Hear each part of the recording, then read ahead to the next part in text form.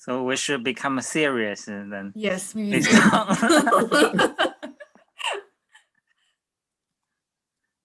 Great. Would you like me to start then? Yes, sorry. Let me just.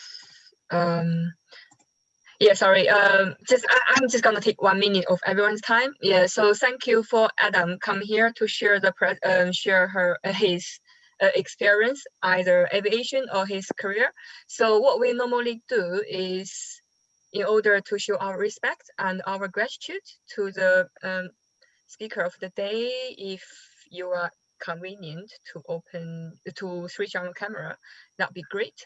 But please mute yourself so we don't have too much noise in the background. Yeah, thank you. Great. Okay. Well, thank you, Deborah, for being able to share the presentation. Shall we do that now? Oh, Deborah, you're on mute. Yeah, okay. So thank you everyone for joining, and then we have this special guest, Adam, to be our speaker today. He will share with us about his experience as pilot and founder of a company called PrivateFly. And so the schedule of the day is for the first 10 minutes, we have our members to introduce themselves to the group. And then Adam will will start his presentation. And then the last, afterwards, we have 20 minutes Q&A time. You can ask all the questions you want to Adam. Okay, so shall we start from Peter? Hello, everybody. I've been no PrivateFly for 8 years. A correction, I just checked the email when I try to organize a trip between China and Latvia for a group of people. So then I made a suggest a PrivateFly have a Chinese version website in 2012. So now I remembered. And about myself, I've been in London for 18 years. I'm in business in travel, food processing, finance, and the drones. And glad to be in running club event. Thank you. Welcome, Peter. Next one, should we have Alex Xie? Hi, hey, I'm Alex. Currently, I'm a postdoc at Southampton University, and most of the time, actually, I spend my, doing research, and I'm curious about the jet fly because it involves tons of physics, and sometimes I'm thinking, okay, business world is a bit interesting as well. So that's why I basically look forward to your talk. Thanks. And also because this is a sort of in my mind, we talk about economic, class and the business class. Now it's go to private jet. So there's huge leap here, and currently I think it's another world to me. Yeah, basically. So, but I can talk about myself. Is I did my research, and before that, when I was in the United States, and their companies actually. Their airport near the JFK, and accidentally I took a taxi there, and somehow didn't have access. So I think this is my first experience about that. So, still, I'm looking forward to hearing the talk. Thank you. Welcome, Alex. Next one, shall we have Alice? Alice. Yeah, thanks, Deb. Hi, Adam. Hi, everyone. I'm Alice. I'm from the private client sector. And to me, is that, what actually I would really love to hear from Adam is that, to have some gossip, what is other things that we always hear, the woo thing that we do not know about private jet. Is it really happening? So that is something that I'm looking forward from Adam today. Thank you. Great. Next one we have Sarula. Hello, Sarula. Hello. So my name is Sarula. I just graduated from my master's degree in e-business management from Warwick. and I recently became a mom, so I'm just staying at home looking after my 2 months old. And I just thought congratulations. Many congratulations. Thank you. Yeah, thank you. And then I just thought I'd like to understand. I'd like to learn more about pretty much everything new to me. So yeah, and it would make my life more fun than just changing nappies all the time, you know. Okay, thank you. Thank you, Sarula. So we have Krista. Hi, hello everyone. I'm Krista. Hello, Adam. I heard from your company from Deborah, and I think Deborah is an amazing girl, and she worked for you. So I'm quite interested in your industry, and also want to know some, like, your secret of your business. And yeah, if possible, to give us some information about private jet. Actually, we don't have any chance for trying that before. Currently, I'm working at the Chinese Embassy Consular section. So nice to meet you. Nice to meet you all. Great, thank you, Krista. Next one, we have Lucy. Hi, Lucy. Still on mute.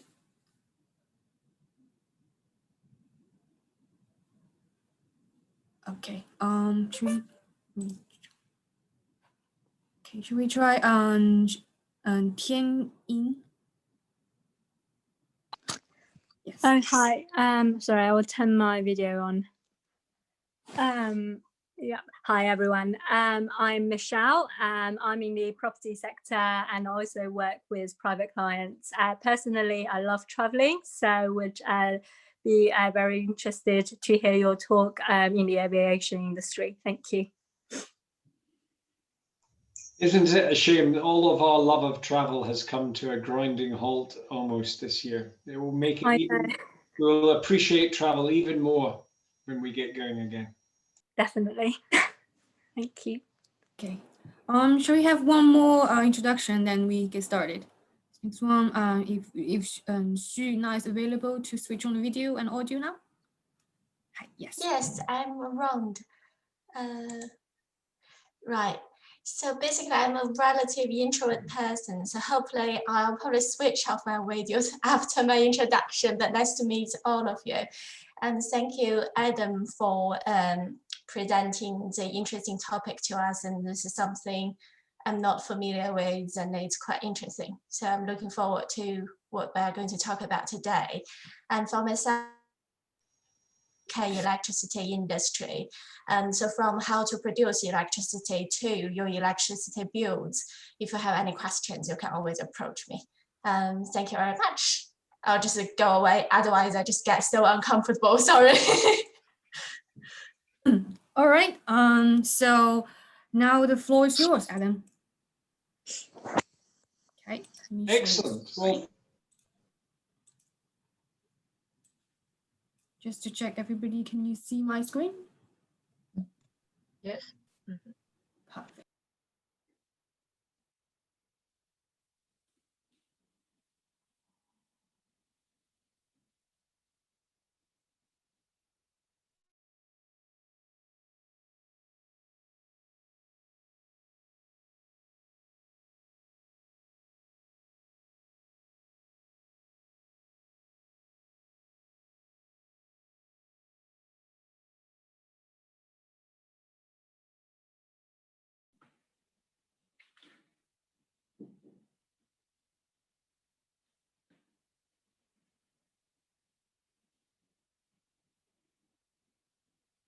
I can't hear anything.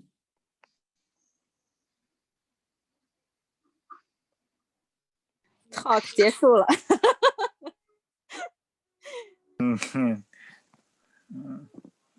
I'm back. I'm sorry about that. For some reason, I was disconnected, and I've now connected again with my mobile phone. Can everybody hear me okay? Yeah. Yes, we can. Mm-hmm. Oh, good. Well, apologies. I will probably connect again to the computer shortly. So, but we'll continue. So yeah, I would love to speak to you about a few things today. One, of course, is the private jet industry and give everybody some introduction into what we do as an industry. But I'd like to give you a little bit about my background and how I started the company with my wife, Carol, who Peter mentioned earlier. Incidentally, Carol and I had our honeymoon to Beijing. So China has always been a special place for us. And then it would be very good actually to have questions as we go, because if anybody has got a good question, please do not wait until the end. If you want to ask it as we're going through, I'm very happy to do that as well. But then we can talk a little bit about what's happening in the private jet industry over the last few years, but also, of course, what's happened during this year of dealing with the pandemic. It's been a very roller coaster year for the private jet industry, and we can talk a little bit about that. So good. Do you want to go on to the next slide, Deborah? Thank you.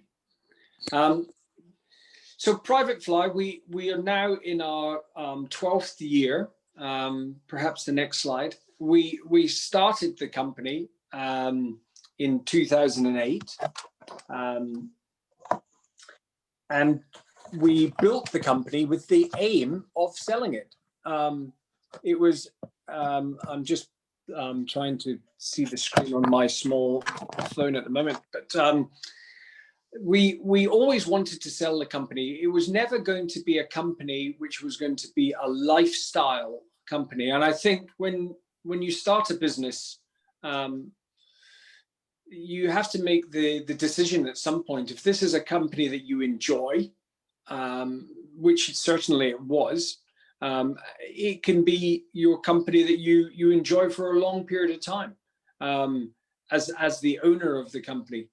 But we always had the intention to sell it, and we did not want to hide that from the team and our employees. So we issued many of the team share options. So when we eventually sold the company, all of the long-term team benefited from it, and we were very open all the way through.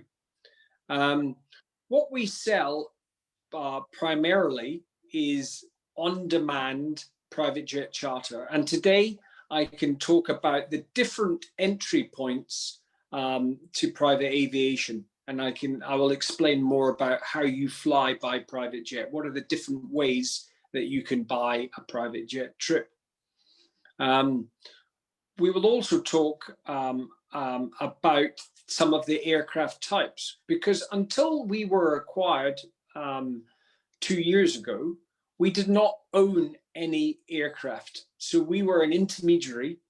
The principle behind the company was that we wanted to bring private jet pricing online. Now,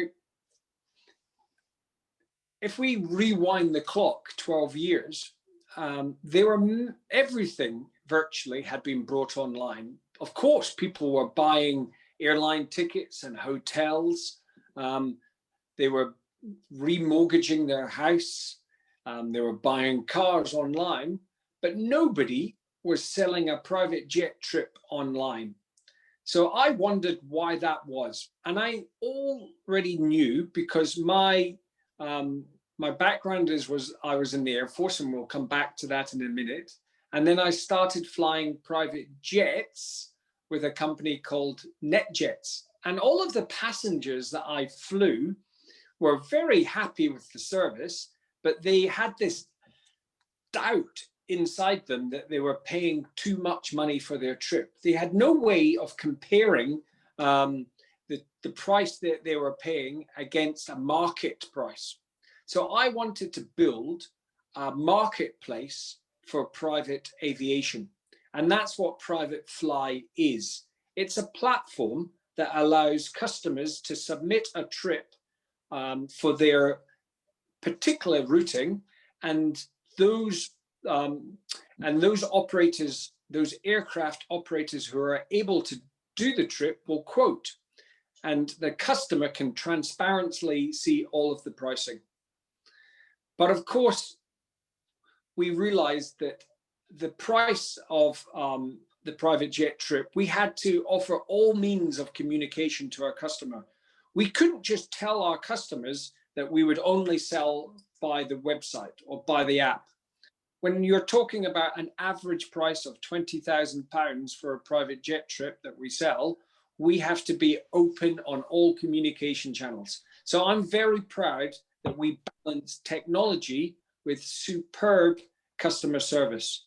So I like to say PrivateFly is equally about the team as it is the technology.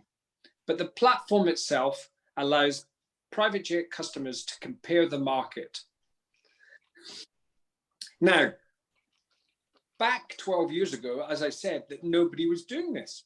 So before we launched the company, I thought it was a good idea to go and speak to all of the companies in the industry. Now, I had already spoken to customers, so I knew there was a demand by the customer to understand about private aviation. But when I spoke to the suppliers, because in a marketplace, you need people to buy and you need people to sell. But when I spoke to the sellers, the private jet companies, they all told me, don't do this. We will not be part of it. We do not want to lower the price of private aviation. We don't want to be a commodity. And they said nobody would ever buy a private jet trip online. It was too expensive. It was too complicated. They listed lots of reasons. So my wife, Carol, and I, we discussed all of the objections that we heard to the business plan, and then we ignored it completely. And we went ahead. Now, we didn't have the wealth to be able to do this from our own funds. We didn't have the spare cash in the bank account. So what we did is we sold our house and we put the money into building the company. Before I go speak a little bit further about those early days, why don't we play the video, Deborah? And that explains a little more about PrivateFly and what we do.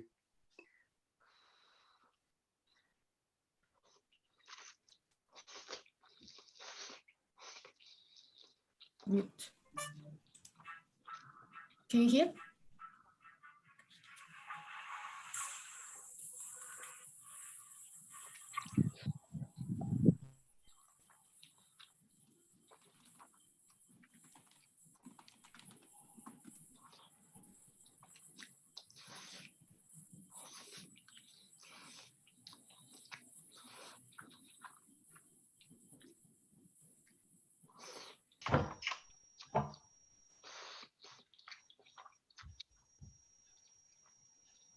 Actually, I can't hear the video, but I don't know if anyone else can.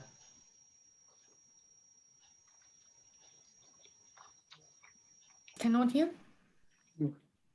No?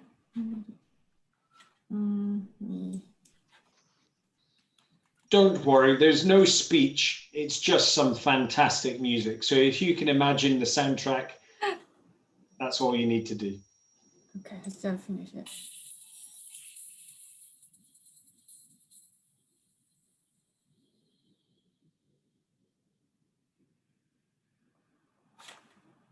Can send a link to the group. Yes, we can share the videos later. So please don't worry about that. So as I was explaining, let's go back a little bit. And I learned to fly as a pilot when I was at university. I studied electrical and electronic engineering at Edinburgh University. Now, part of a recruitment initiative by the Air Force was that they taught you to fly for 2 years at university without any commitment to whatsoever to join the Air Force. So I wasn't particularly enjoying my course. So an opportunity to learn to fly at the same time was amazing for me. I didn't have anybody in my family who came from a military background. So it was quite a shock to my family when I announced that I was going to be a cadet with the Air Force. And it was even a bigger surprise and shock to them when I finished university, and instead of becoming an engineer, I joined the Air Force as a pilot. I had a fantastic 10 years of flying with the UK Air Force. And if I could let you into a little secret, the Army in the UK and the Navy in the UK are very much like a military establishment.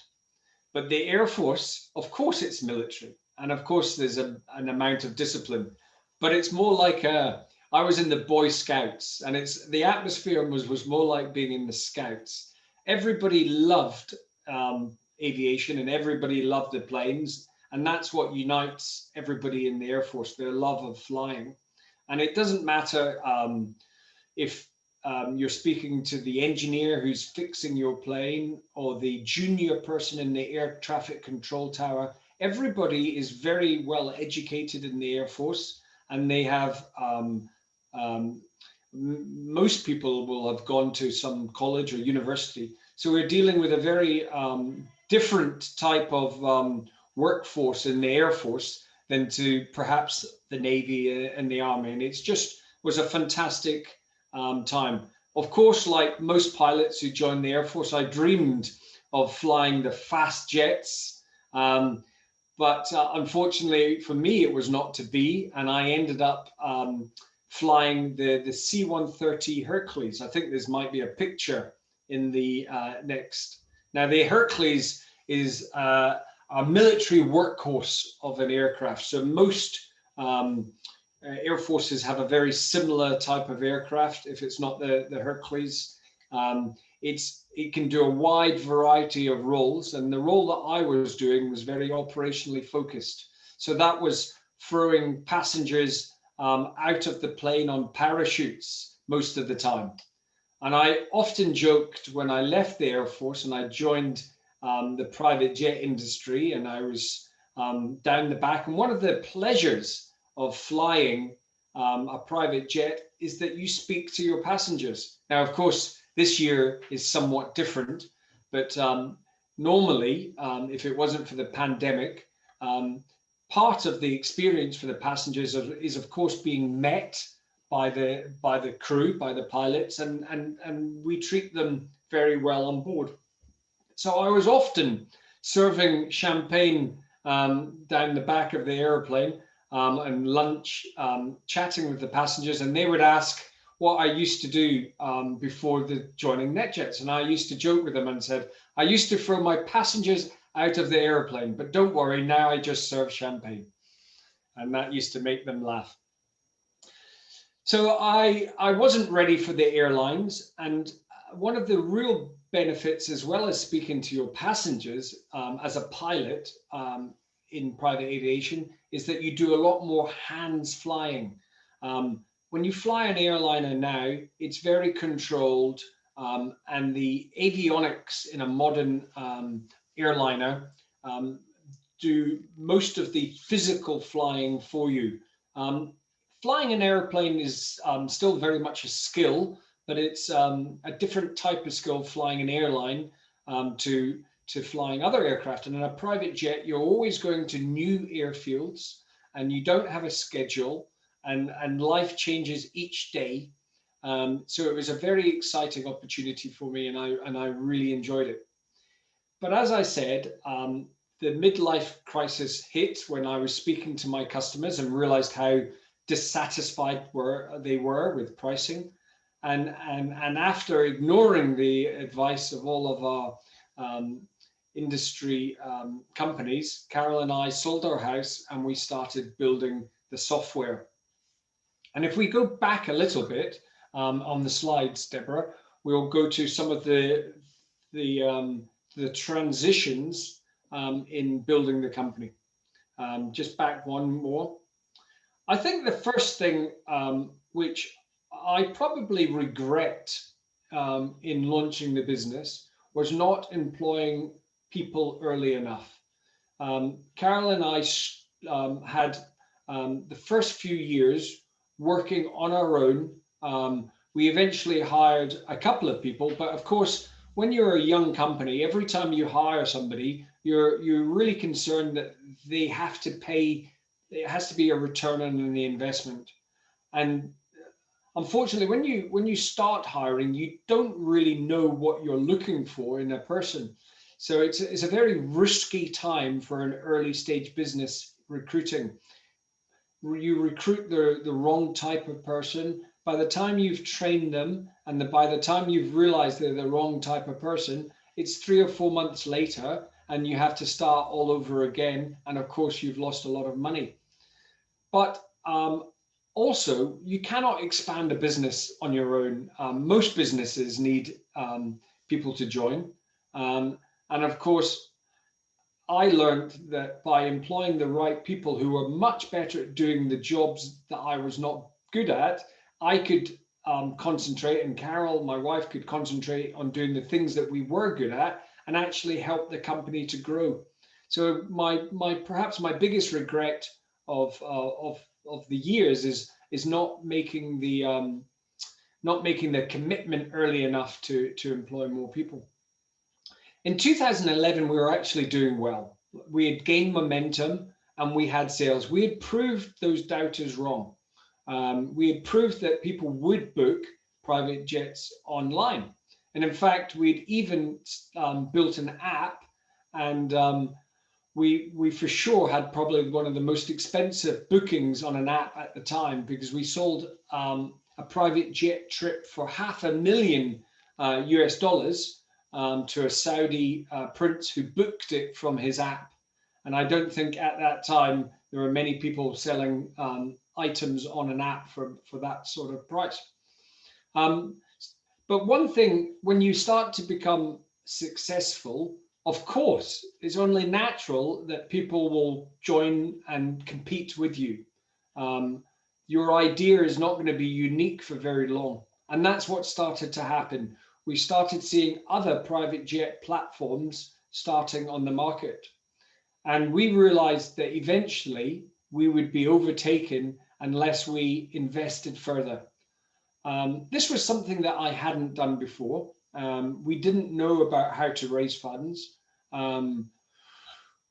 So we started making investigations, and eventually through some help, we found 12 angel investors. Of course, angel investors typically invest between 5 and 10 different companies. Of those, if they invest in 10 companies, only 1 or 2 will probably be successful and the rest will fail. And they hope that they can make a return on investment from the 1 or 2 that do well. So luckily, I think we were our investors 1 or 2. But more than bringing money, we also then had some more experienced people from the travel industry to help us grow, which was really good. We used that funding to expand in Europe, because at the time we had a website that was only in English, and we were selling to customers only speaking English to them. And of course, in Europe, there are some nationalities that do not want to speak English, like the French, for example. So we knew that we would never be able to sell a flight from Paris to Nice to a French private jet customer unless we did that entirely in French. So the money we raised was spent on hiring people with the native languages, and also expanding the website to many different sites. Along the way, we were fortunate enough to pick up some awards. I think that's very important in an early stage business, to start getting recognition. My wife was fantastic at the PR game. So we really did get some great early stage PR. And when you're selling a luxury item, or if you're selling maybe a financial product, customers want to know that you're going to be there and you're not going to go into administration, and that you're a proper company. So having awards is a really excellent way of showing credibility. Also, the more links that you can have, of course, that helps your ratings with the search engines, Yandex and Bing and of course Google. But it also allows customers to see what other people have written about you. And there are not many customers who would come to a private jet company for the first time and book straight away. Most people would start doing some research. Who are these people? And if there's an article from the Times or the Telegraph or from the French equivalent papers, then that gives credibility with the awards. You're more likely to convert that customer.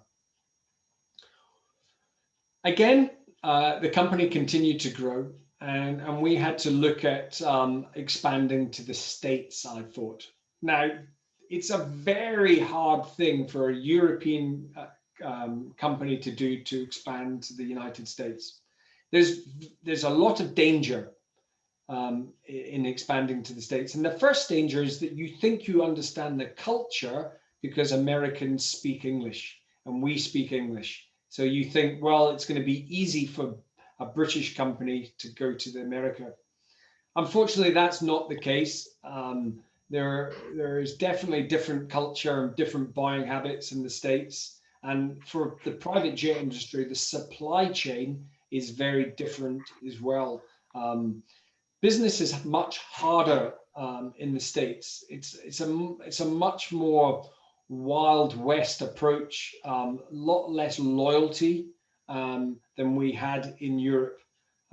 So we found it tough, but one thing which really helped was the location. We launched in Florida, and that helped because there was lots of flights between the UK and Florida. So we were able to send a number of our team from London to the Florida office.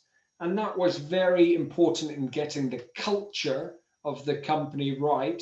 And of course, making sure that the standard operating procedures that we had in the UK were exactly the same in Florida. So we had good air links, and the time zone was also good because there was enough of an overlap that we could have time together during the working day. And it also worked out perfectly for the night shift.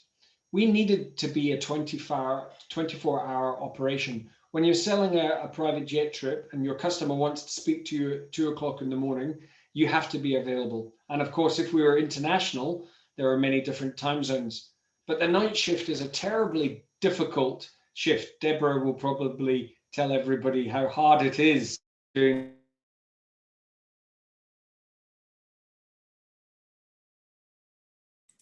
Yes, the night shift, we start from 10:30 to morning 7 a.m.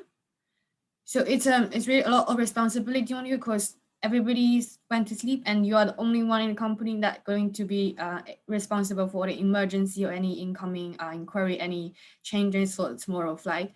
And so we will take care of all the client service and all the sales incoming leads. It's basically it's quite a busy night for anyone to do the shift. But yeah, it's great.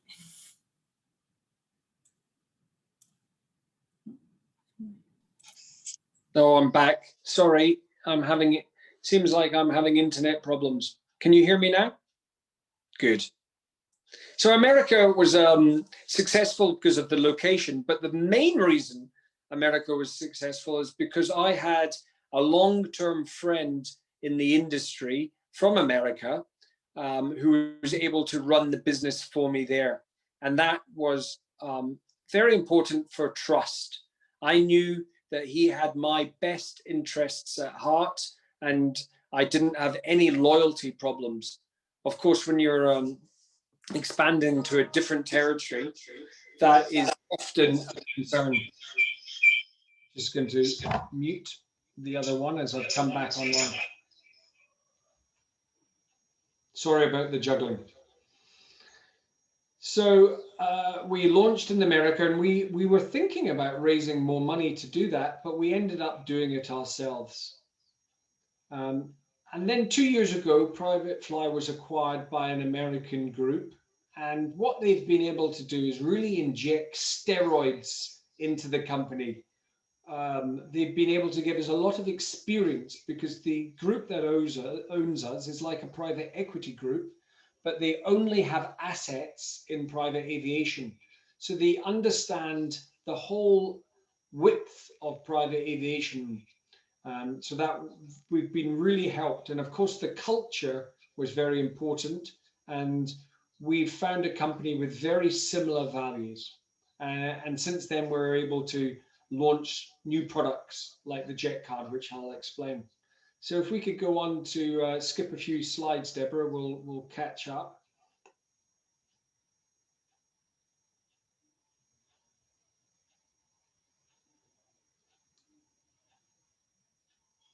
So let me now spend a few minutes talking about the different ways that you could fly by private jet. And on the next slide, here it is. So I often have this table the other way, because the most sensible person who flies by private jet doesn't own the asset. A private jet is very expensive. A small private jet might cost you $4 million, but a most modern one are around 80 million. Now, the biggest cost of owning an aircraft is the depreciation, and it's very similar to a car. When you buy a car, it's judged that in the first year you will lose 20% of the value. Now, that's exactly the same when you buy a private jet. So you buy an 80 million private jet. As soon as you've left, taken it, ownership of it, you might have lost 16 million. And then from then onwards, you're losing 10% per year. And often the full cost of ownership is not known until you've sold your aircraft. So it's a very expensive piece of equipment to own. It's not just the cost of it, but you have to have it managed. Running a private jet, it doesn't matter if you have one airplane or 200, you're treated the same by the civil aviation authorities. So you have to have the right maintenance, you have to train your pilots, there's a lot of bureaucracy, so a lot of cost involved. So what people have done to reduce that is just buy a share of an aircraft, fractional ownership, and it's a bit like a timeshare of a property. Instead of owning the whole asset, you would buy, and in private aviation, we work in 16ths, is normally the smallest share that you could buy in a private jet. And that equates to 50 hours of flying a year.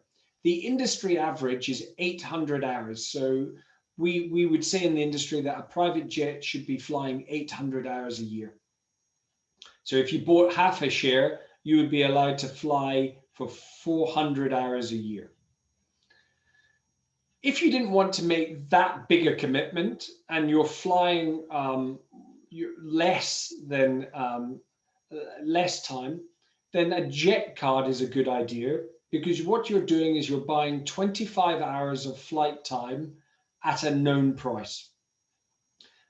We've just launched this product, and it's very popular this year with companies who are using private aviation, only using private aviation. They're not flying by airlines now because of the pandemic risk, and they want to know how much to budget for. So they're buying 25 hours in one go. And of course, when you want a private jet, there's an amount of time, normally 12 hours, that you can request it and it will be available.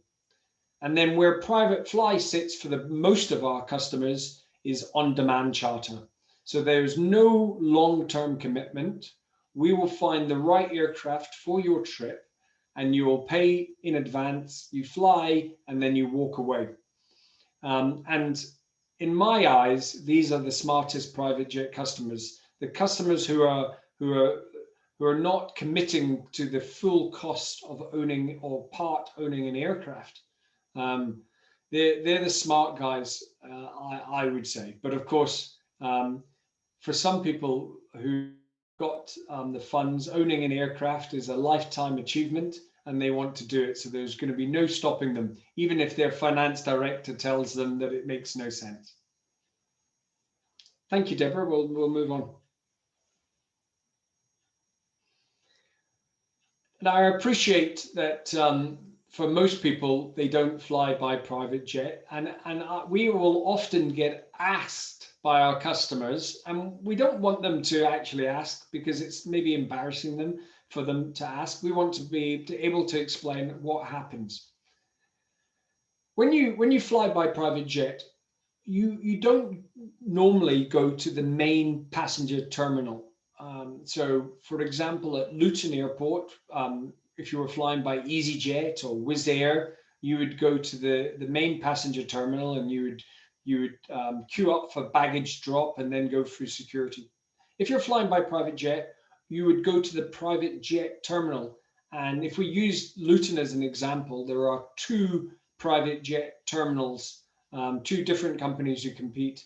And you arrive at some of the airports, you can drive straight to the aircraft steps and clear the security at the steps of the aircraft. But at Luton Airport, now most people would go through the airport, the private jet terminal. It's actually called an FBO. And the word, the 3 letters FBO stands for fixed based operator. And it actually comes from the time in America after the Second World War, when there was a lot of airplanes around and people started flying around the country. When they landed at an airfield and they needed help, they would ask the help of the owner of the aircraft, which was based there, if they could borrow some tools to fix the airplane or get some fuel or maybe have a ride into town. So those people who had their aircraft at an airport were called fixed-based operators. And eventually, the people who owned the aircraft got a bit bored of helping people all the time and started charging people, and it became a business to them. But they've still kept that name, an FBO. And the staff at the FBO are there to help the customers. Of course, there's a lounge, and if you want to go into the lounge before departure, you can. But most passengers want to get on board the aircraft and spend as little amount of time. At some airports, they guarantee the amount of time. So at London City Airport, they say you can be on board your aircraft within 2 minutes of arriving by your car. As soon as you step inside the airplane, the doors will close and the engines will start and you'll be airborne moments later.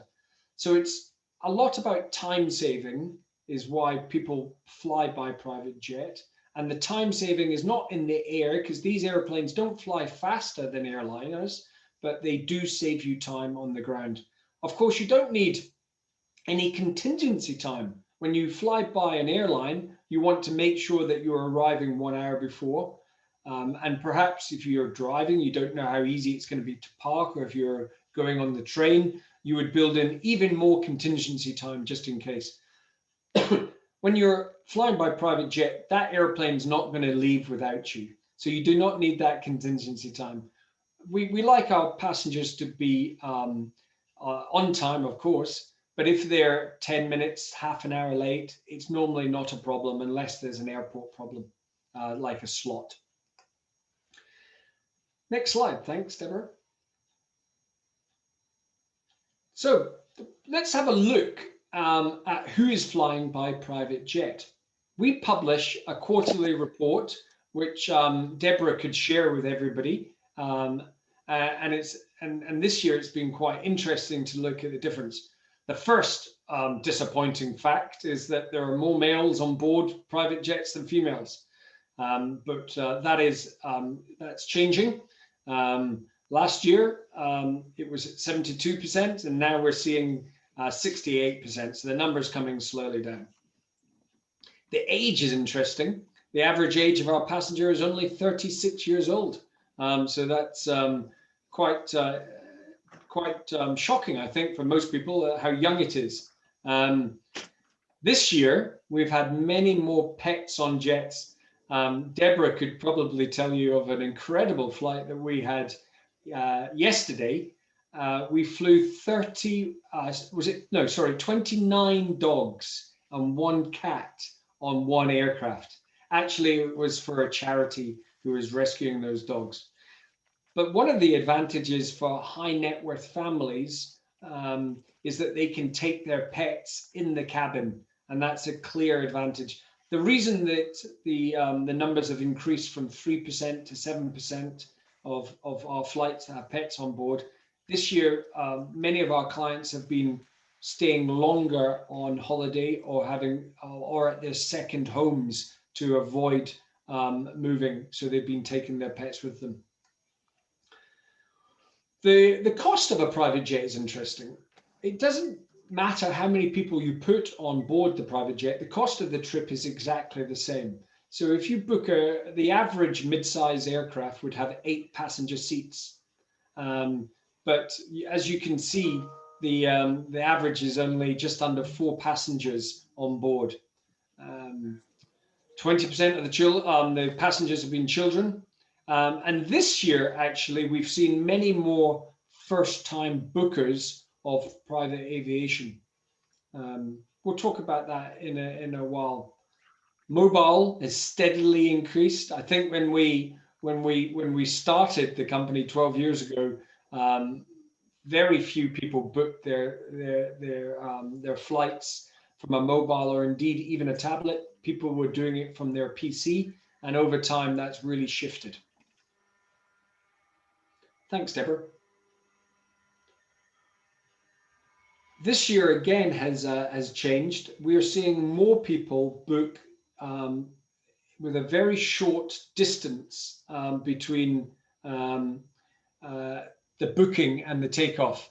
The fastest time in Q3 was 3 hours, 20 minutes, but our record is 35 minutes, I think it is, from receiving an inquiry to getting somebody airborne. Now, of course, everything has to work out perfectly when that happens. And when we got the record, the passenger had missed his airline, was already at the airport, and there was a private jet which was available, and we only had to get them from the main terminal to the private jet terminal, take their payment by credit card, and they could depart. But most of the lead times are quite short. Unlike airlines where people are booking further ahead, private jets tend to be a shorter lead time. Thanks, Deborah. Here's some examples of private jets. Now, number 3 would be an entry, the Mustang. And I would describe a Mustang in terms of the space that you have in the cabin, like being in a London black taxi. It's not that big. And I think that's probably the biggest impression that somebody who's not flown by private jet before, when they get on a light jet, and actually this class of aircraft is called a very light jet, a VLJ. The first impression is, my goodness, this is small. And you have to be a little bit careful because some of those aircraft, like the Mustang, don't have a toilet on board. So you want to make sure that you visit the facilities at the FBO before getting on board. I think it has an emergency potty under one of the seats. So it really would have to be an emergency if you use that when you're traveling with business colleagues. So as we move up, Citation, the Citation range is manufactured by Cessna. And often Cessna, when you see a light small plane, people would describe it as a Cessna, but Cessna also make a range of private jet trips. One very interesting company to look at is Embraer, a Brazilian aircraft manufacturer. And until probably 20 years ago, they only made military airplanes. And then the Brazilian government decided to privatize the company, and they started making airliners. And they've been incredibly successful. And I think it's very hard to turn a military establishment round to become a civilian company, and Embraer have done a fantastic job of it.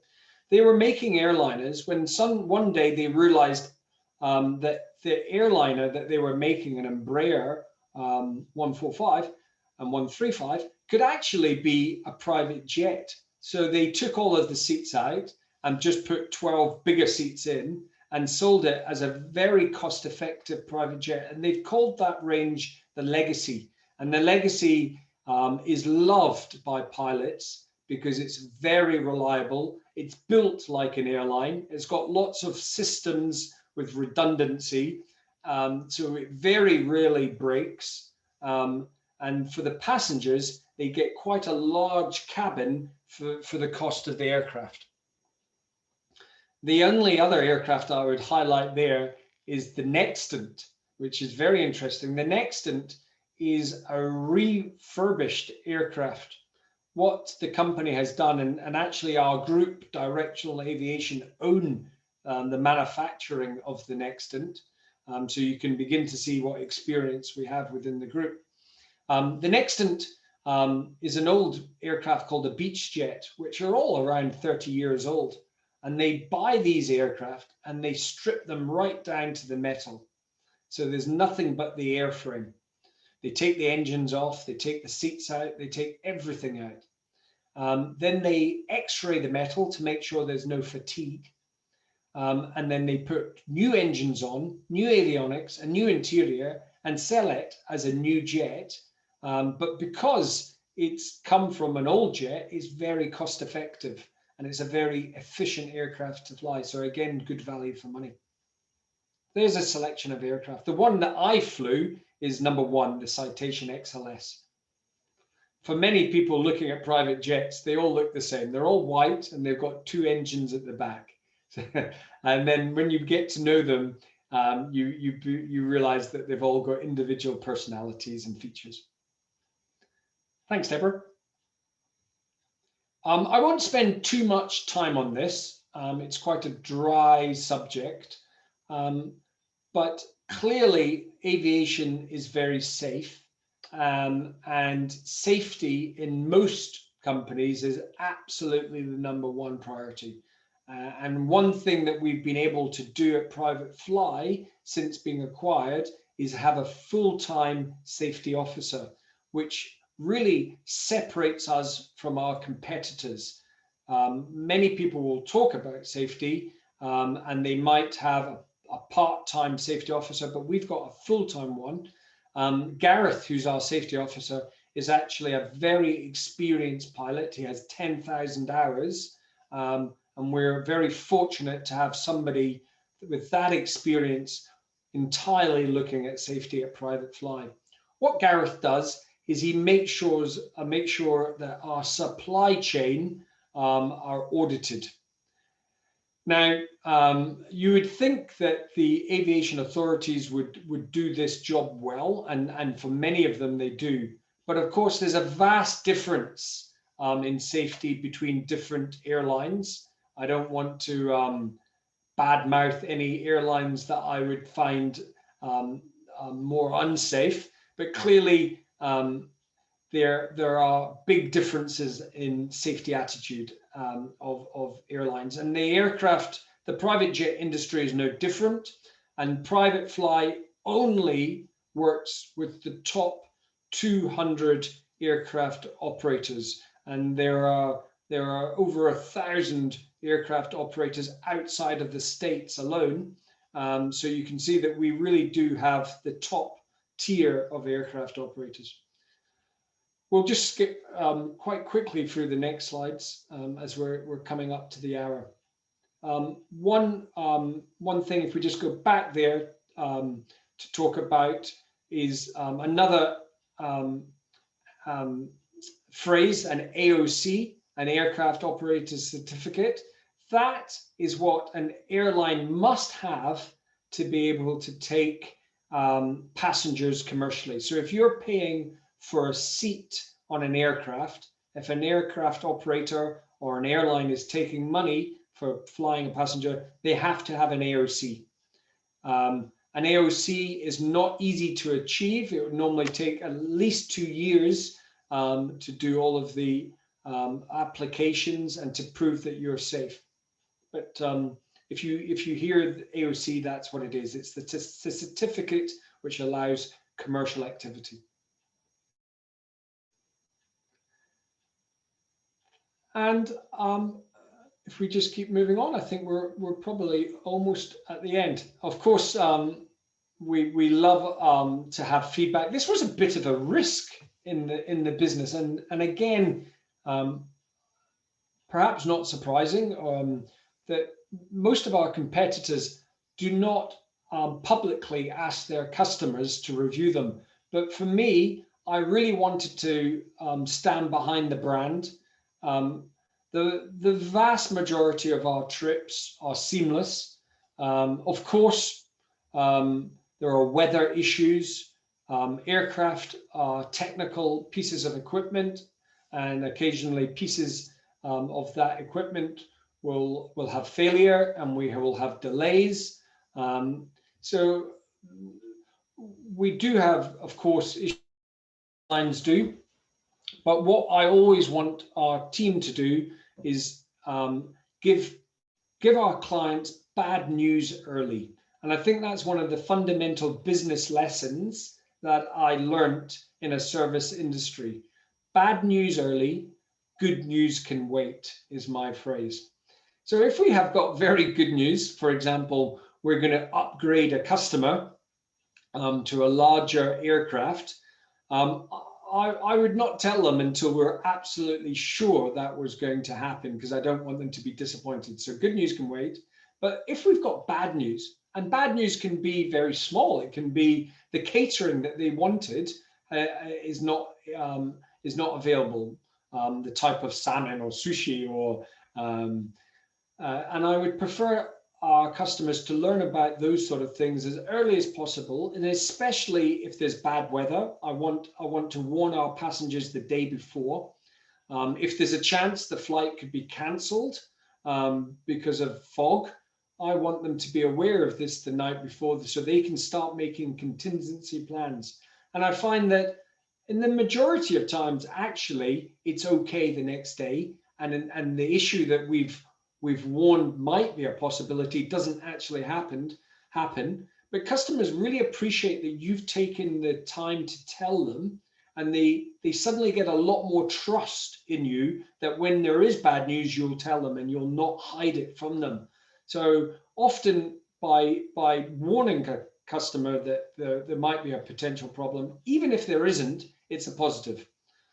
We use Trustpilot, which is an online review site.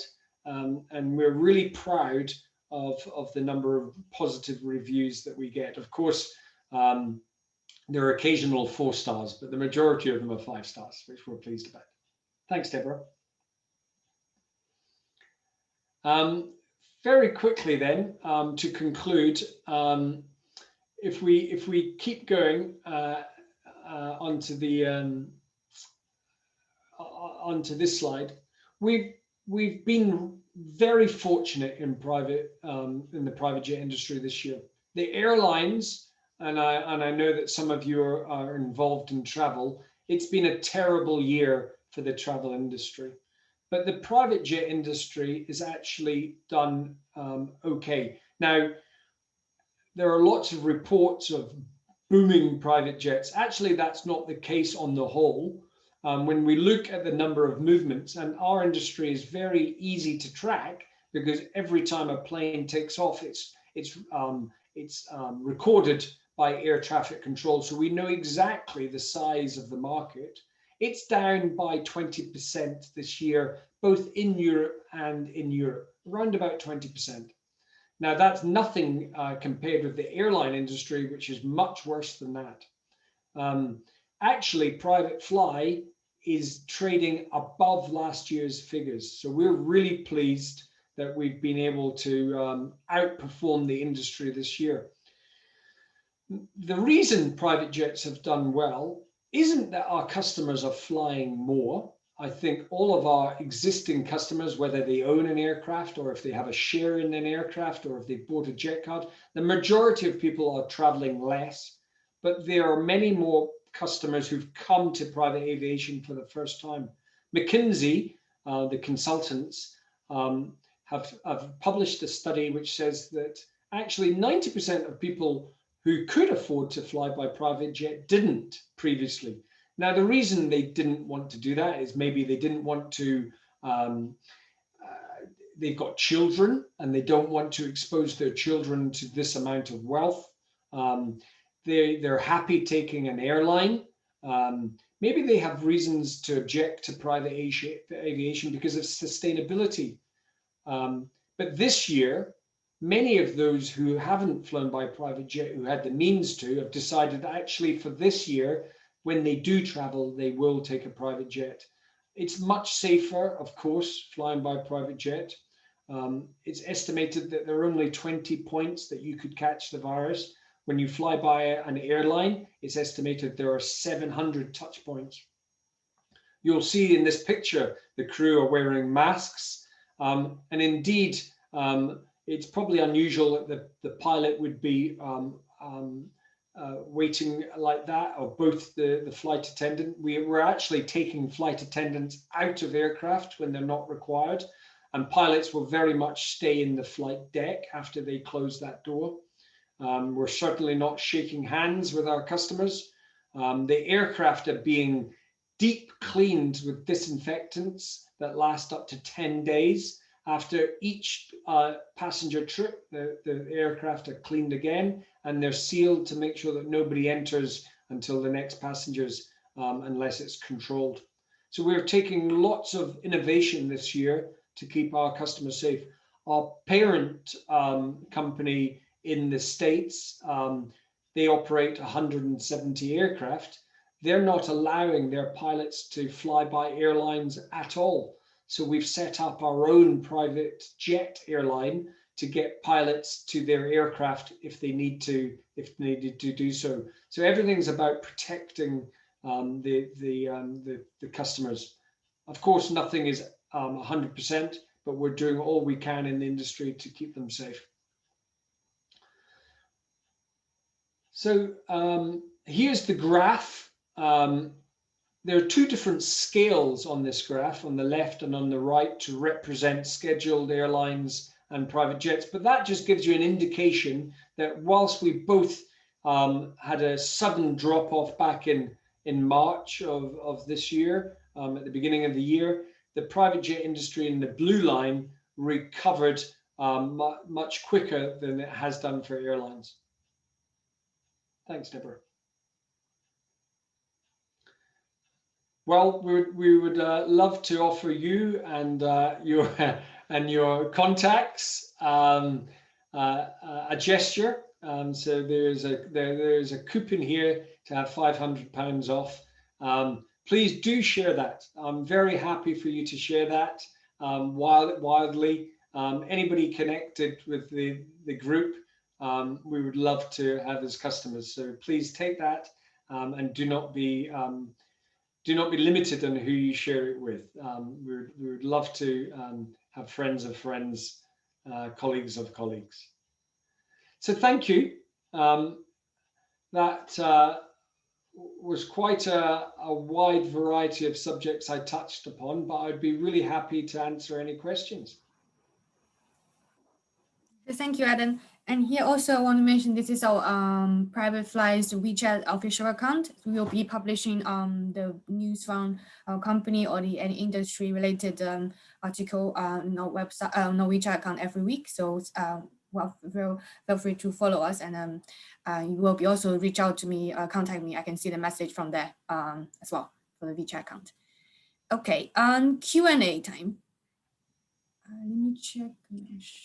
Let me check if anybody has left a question in the chat box. I have some question. If you can stop the sharing, then we can see.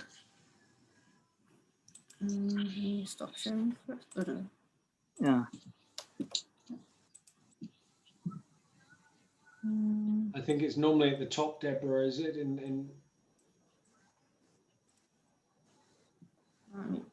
wait a second. At the top of the screen in the middle, there are normally some options to stop sharing. Yeah, maybe you're on got a. it. Okay, I have 3 questions. You may Please. need to write down. First question is, what's your most challenging time in past many years? That's number 1 about past. Shall I do that first of all? I can't remember. Okay. My memory, Yeah. is getting worse with age, so we'll do one at a time. Sure. Actually, some of the challenging times have ended up being positive. We had an ash cloud. If some people remember, in Iceland, which grounded all of aviation, and that we thought was going to be very challenging for an early stage business. But what happened in actual fact is that we realized that we had huge opportunity for bigger flights. So there were many American businessmen who were stuck in London and needed to get back to the States. And we were able to put them in a limo and drive them across Europe to the nearest available airport. Most of that was Nice and even Barcelona, but we were able to then get them home.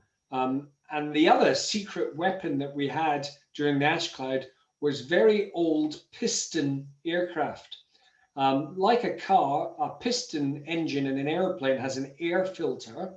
And we quickly realized that the air filter would take out the dust from the volcano and could fly. So we managed to get a lot of older aircraft out of hangars and flying passengers. So what was going to be a very challenging time actually turned out to be very fruitful. But that was just one-off event. But I think, Peter, the biggest challenge has been getting the recruitment right. And it's something that I believe we've managed to do very well. And we've recruited more slowly than some of our competitors, but we've made sure that the people that we hire are right for the company. Hiring, I think, is probably one of the most challenging things, because it can set you back as an early stage business. And as we grow now and we continue to grow rapidly, maintaining the culture of the company is so important, and not to lose the identity.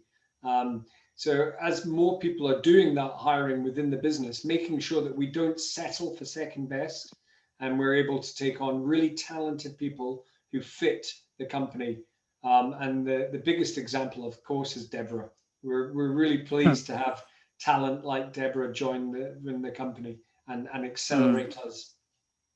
Okay, thank you. And the second question is about sharing economy is coming, and like whatever, as you know. And do you think this will happen in private aviation? For example, if a group of us want to travel from A to B, and we got to buy a seat in a Airbnb stuff, and I see it, Peter, being successful when the groups find themselves. For example, a group of, we see groups of friends coming together. We see couples who want to celebrate a wedding anniversary come together. And this year in COVID, we've seen families coming together in bigger bubbles. Where I think the business model is more difficult is when the individuals don't know each other. And there is a company that you can research in the States called Jet Smarter. And they invested hundreds of millions of dollars to try and make this business model work. That you would buy a seat on a private jet. And even with those hundreds of millions and all of the advertising and all of the amazing marketing, they weren't able to make it work, because fundamentally, people like private aviation because it's private, and they know the people they're with on board the aircraft, and they can leave at the time they want to leave. As soon as you've got more than one party on board, if 2 or 3 people, when you start to be 5 minutes late, somebody else wants to depart, and somebody who's 5 minutes from the airport is very upset. And also the margins in private aviation are very thin. and the cost of administrating the flight with multiple parties increases. So it's hard from a business point of view, and I think from a customer point of view. But I'm not ruling it out. I just think it's not as easy as it seems. Yeah, certainly there's lots of IT challenging and how the people think. Because the reason I ask is because in China, the bus route will have kind of passenger decide how the bus route run, which literally the computer will generate, say, 10 people want to from A to B. And certainly if somebody late, that's another reality question. We can not look into it. But for the future, I think where it could work is for like in the travel industry, if there's a conference somewhere, or all industries have conferences. Sports, when my team is Arsenal, so if there were a group of similar supporters who wanted to travel together to the same game and come back, I think that could work well. Okay, yeah, certainly I think in certain years later, and this model will happen. And the third question is, that's my question to your business model. Because in last 8 years, you are more looking booking.com, but slowly you are more like running a hotel by yourself. So you're doing the both. So my question is, you want to be a booking.com or you want to running a hotel by yourself? Well, I think we're in a very fortunate position, and I always want to be independent. Okay. And I see myself a bit like booking.com or Expedia. So you're going to New York and you want a hotel, and you go to Expedia, and Expedia will compare all of the hotels in New York. And of course, you can have your very exclusive suites, or you can have your budget hotels, and Expedia will do that. But there might be 1 or 2 hotels that Expedia have a very special offer with. Okay.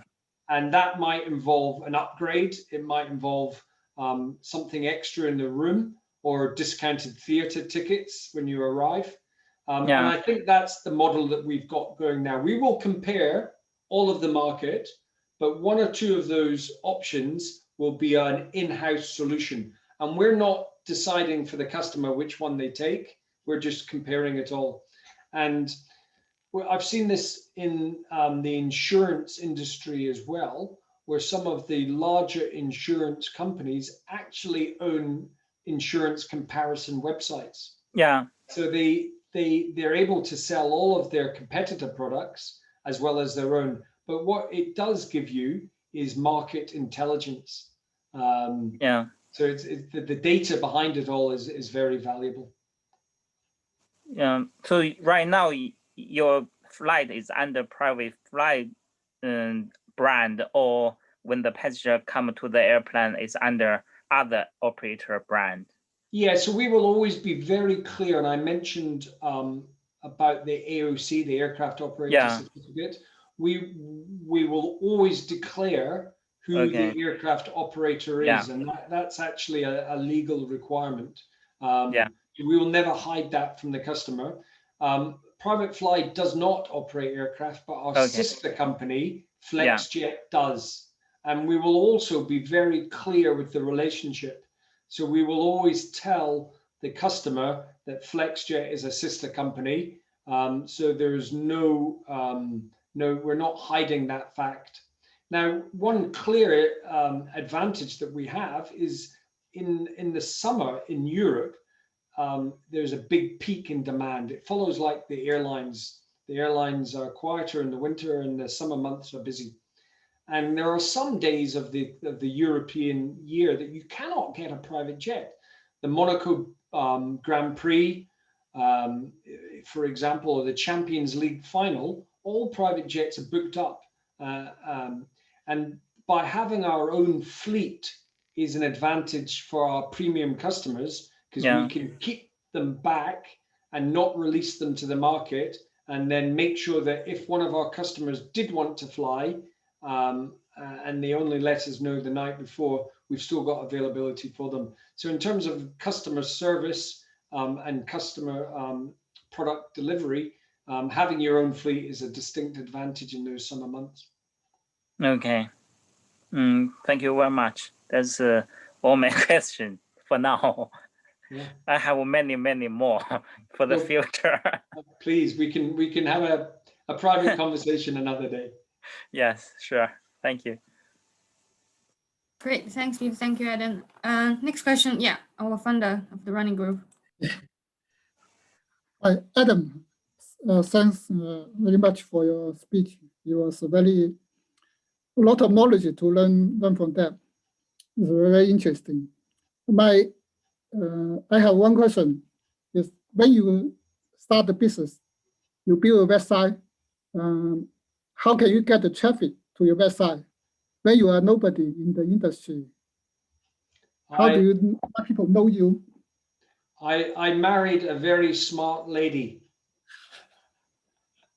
So the marketing was not my success. It was Carol's success.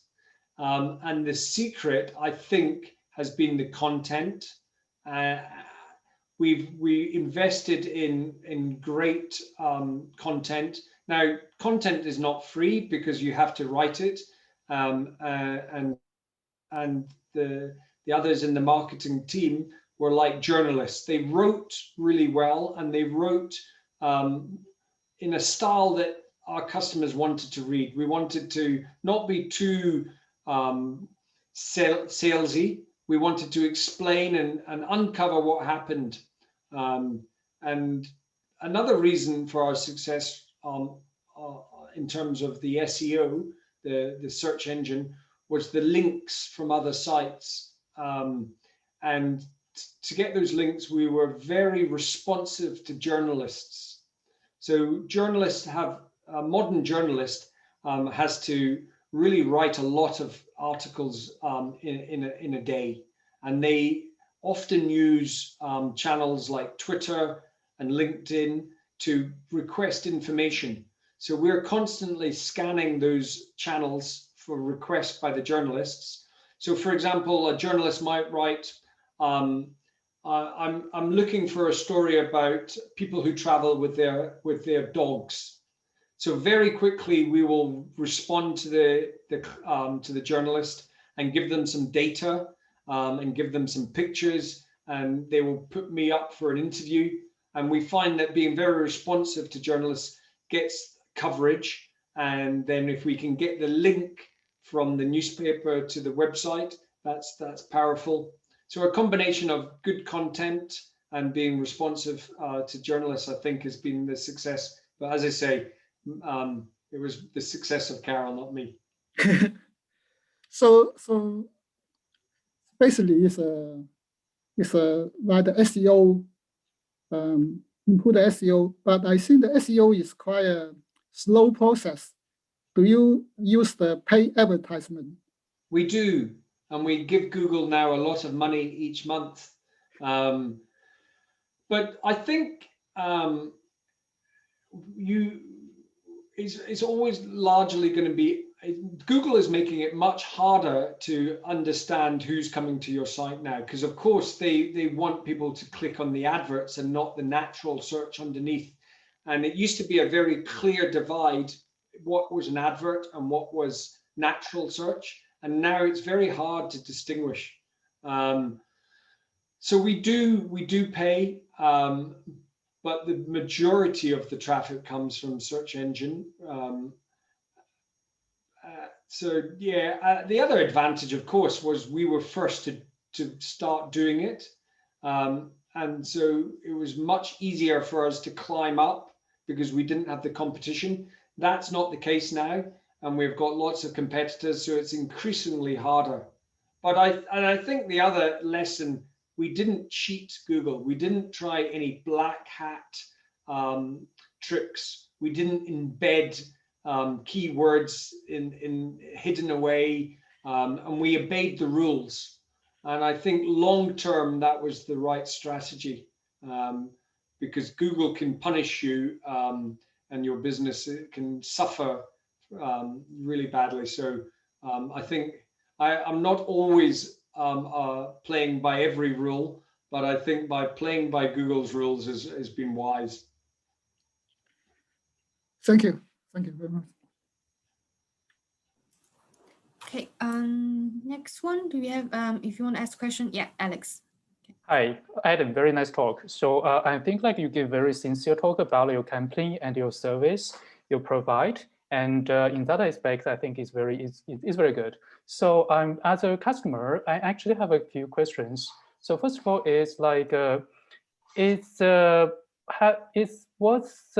do you think make your company stand out from the competitors? Is service, or you have a special value to your company? You think your company could present something rather than just a service? I think it's a combination. I don't think we can just do one thing. I think we have to do everything well. For example, payments. We don't dictate to a customer how they prefer to pay by credit card, prefer to pay by bank. We listen to our customers a lot, and one of the reviews that we had was everything was perfect. No complaints whatsoever. The only thing I would have liked is to be able to pay by Bitcoin. And at the time, oh my goodness, it was maybe 7 years ago when we accepted Bitcoin for the first time. Bitcoin had this bad image of being a hidden bad world of the internet and for crime. But when I looked at it, actually, I didn't find any reason why we would not accept Bitcoin. In fact, accepting Bitcoin was easier for everybody than credit cards. The fees were much lower. There were no chargebacks, so the risk of credit card fraud was none, and it was instantaneous. So we accepted Bitcoin, and I think that was listening to customer feedback and responding. So we have an advantage, I think, because we've always done that. We've always listened to our customer, and we've been flexible. Again, the larger companies tend to be more inflexible, and I think one of the key strengths that we have, especially with our new owners, is that they want us to very much remain listening to our customers and delivering what they want. But in terms of, is it tech or people? I think you have to do both. I think you have to have the great tech, and when I look at some aspects of the website, and I'm frustrated. I think everybody would be. Tech is never perfect, and it always has to be improved. But one thing we do work very hard on is training. So when Deborah this week passed her probation after being with PrivateFly for now 3 months, I think, and it's not been easy for Deborah coming from outside of private aviation, but we give. Well, I'll let Deborah speak about the training. I think this running group knows that before I started this show, I spent more time involved in this talk and the running training. But in the past 2-3 months, I seem to be disappeared as I was working on just getting all the training to learn everything about preparation. So the trainings has got really, we've been trained directly by a pilot who's actually still working as a pilot, who teaches us all the aspects about how the aircraft run, the operation in the airport. So, and also been trained a lot on all this company, the product we have, and how we best approach the client, and how our client service team, especially 24/7, how we run as a team together to make sure that our customer has the best experience. So basically, the last 3 months is really I did really learn a lot, and I'm happy that I passed the exit test yesterday. But the other thing, Alex, when I recruited at the beginning, I don't think I was recruiting for the best interest of the company, because I was recruiting people like me who had loved aviation from a very young age, and knew everything about aircraft, and our customers absolutely loved that. But these individuals didn't tend to be good at selling.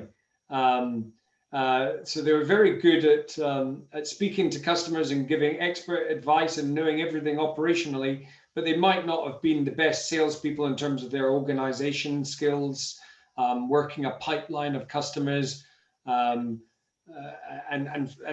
forcing a customer almost to make a decision so that they can move on to the next one. And I think now that we've got larger as a company and we've hired experienced people, we've managed to not compromise on those true values, because Deborah will tell you we still have the large number of aviation geeks, as I would say, and I'm proud to call myself an aviation geek. But we also have a lot more sort of business minded people in the so we've got that balance right, and I think that's what you have to do, Alex. I don't think you can just be one aspect of your business. I think you have to be a full 360, especially in aviation, and especially when we were dealing with high net worths. Yeah, exactly. What I think is like, if, for example, if you have like a McKinsey to take a look at your business model, and maybe they could come up with very good strategies, like marketing strategies, for example. And on my mind is like, from your talk, I kind of like, as a potential customers, what kind of scenarios should I expect to have if I want to, for example, book like a one lifetime event, like take a private jet and go to some destinations, and what kind of services I could get from your company? And I think that's maybe what I'm looking for. For example, it's just out of my mind, if there are some scenarios like, okay, a couple took a honeymoon and use your service, and they have a good idea, they have a good experiences, that'd be ideal. Or the executives who are flying around, they want to find like save their time, and they can use your service, become like a part of your membership, become the member of your company or something like that. That'd be great. So and they're very two different types of customers, and I think it would be very hard if you just had one point of route for your company, and if it was entirely a tech solution, it would be very hard to service those different types of customers. For example, the business person booking a trip doesn't want, their time is so valuable, they want fast information, and they want it to be accurate, and they want it to be transactional. Now, somebody flying a private jet for the first time wants somebody to talk themselves through it. They want to understand what happens. They want to enjoy the whole experience, and they're apprehensive, and they need a lot more hand-holding. So that's where the importance of the individual that you employ comes in, to be able to recognize the signals that the customer is saying and behave accordingly. Yeah, exactly. So that's like the customers, they firstly needed to think they wanted this service. And what I think is like sometimes like doing companies like create needs for customers.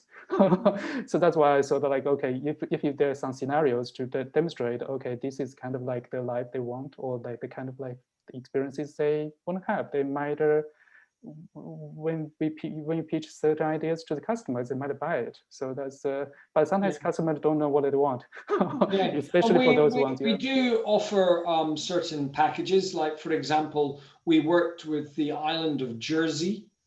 On Jersey, there are 3 Michelin star restaurants, and together with the Tourist Information Board on Jersey, we do a set package where you fly by private jet from either London or Paris to the island. You'll be picked up and taken to the first restaurant where you will have your starter appetizer. Amazing. And then the chauffeur will take you to the next one for your main course, and then you'll have dessert at the third.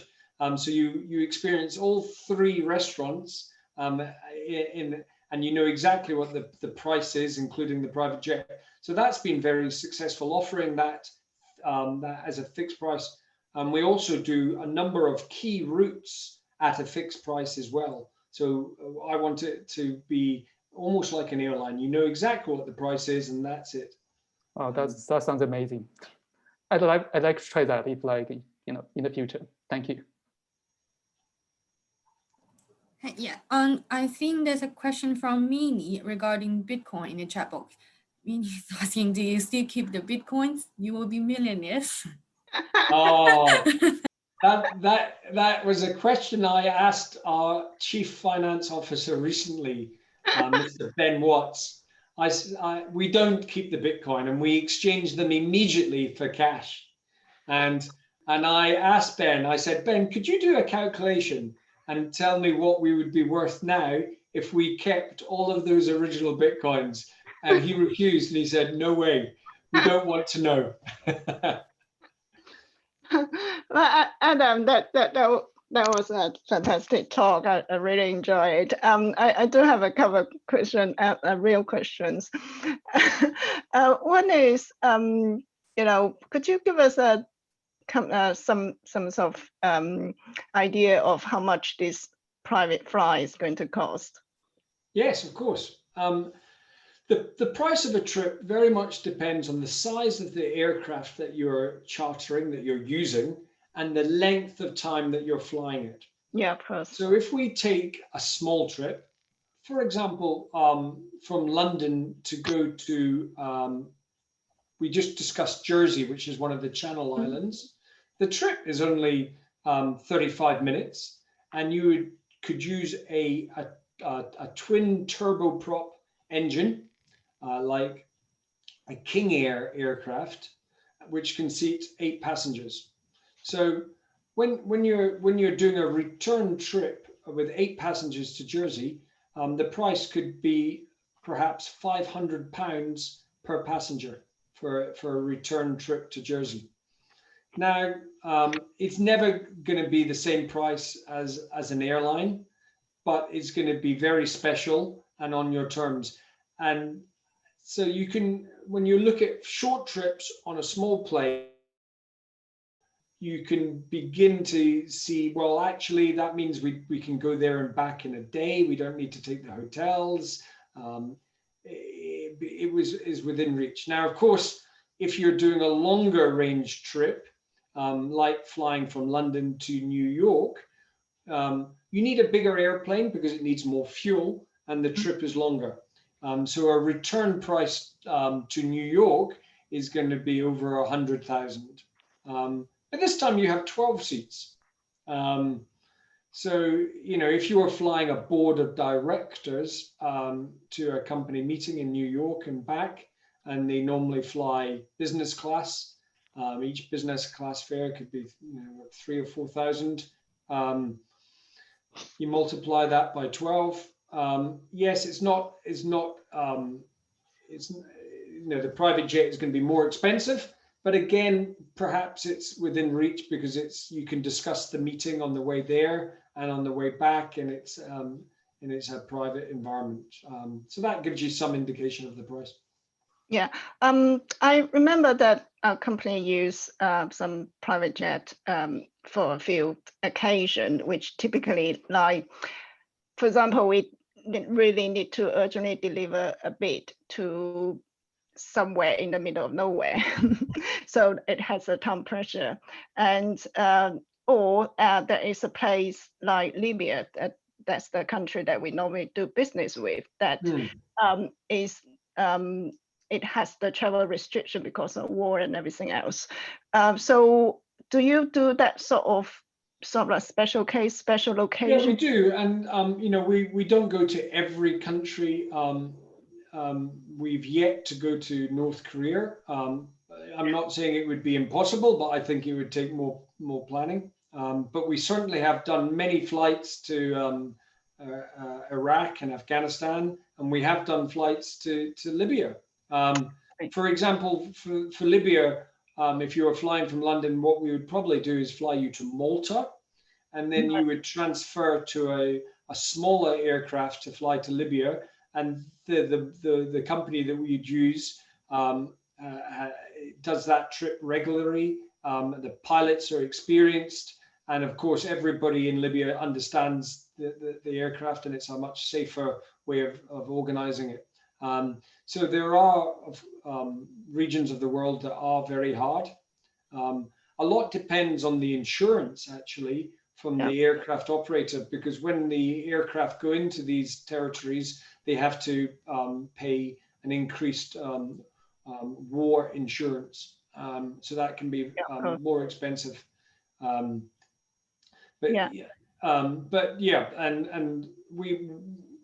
we find that we're very busy in times of crisis. When there's been an earthquake or something, often the first aid workers who go in are going in by private jet. When we had the Arab revolt around the Middle East, we found that we were evacuating people, but we were also taking people in. So people who have businesses who wanted to get there, or loved ones. So airlines weren't flying, so private jets were able to fill the gap. Yeah, because I'm working for an oil and gas company, so there are very often some sort of extreme cases. For example, we need to deliver some parts that on an urgent base, and so in that sort of circumstance, we would use private jets to buy the time, because every minute counts. And also there are other cases, like for example, when I was traveling to Indonesia, the domestic airline doesn't meet our company's security criteria, so we're not allowed to travel by domestic airline. And obviously, I think that probably traveling by land is even more risky. So I would like to imagine that in those countries, like when I was in Mexico, it's the same. So some of the domestic, I think that Mexico is a little bit better, but you definitely will be very dangerous to travel by land. So I guess that in those cases, private jet will be can be considered if we want to move around inside those countries. Yeah, it's a very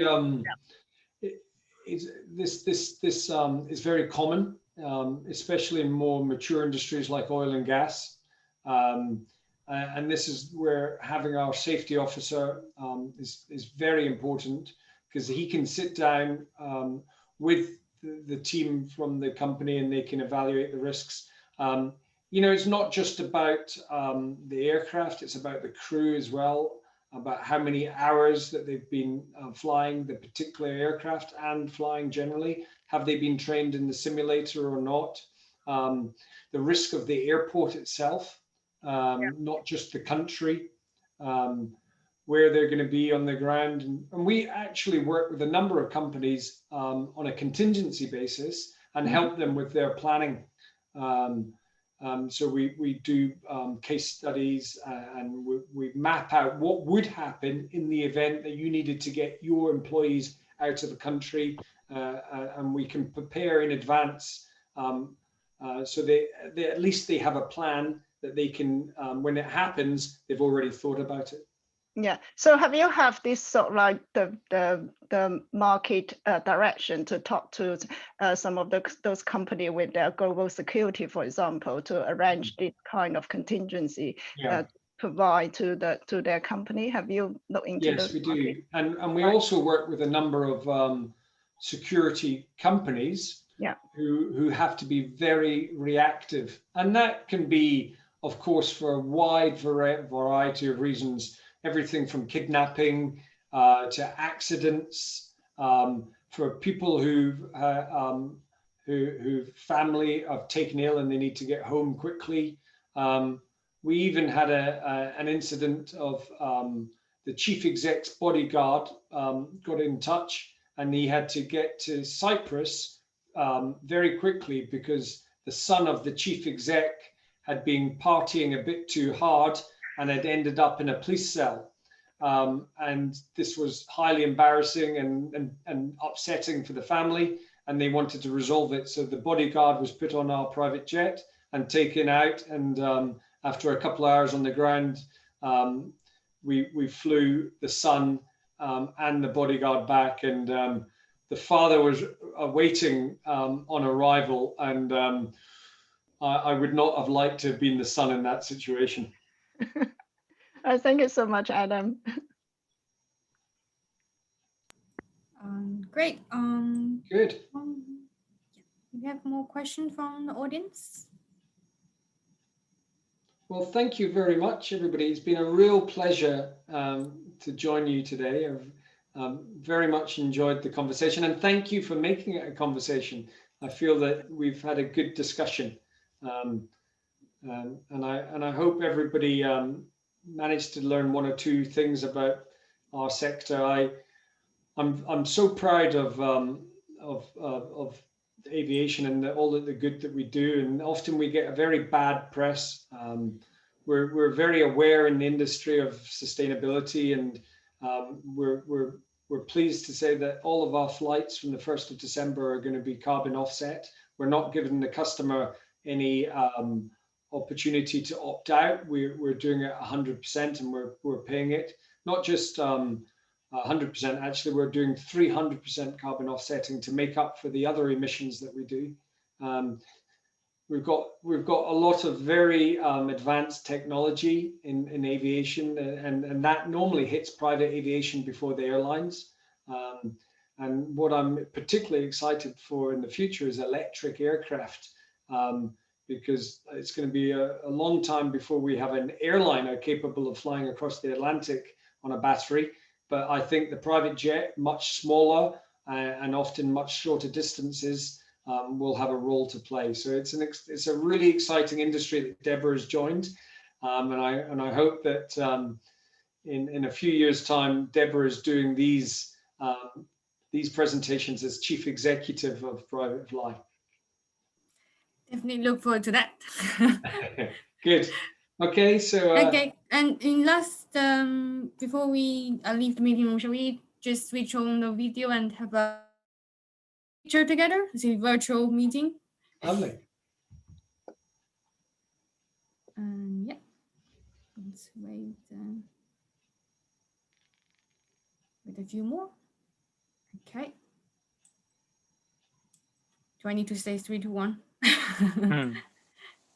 Cheese. Okay, one more. 3, 2, 1.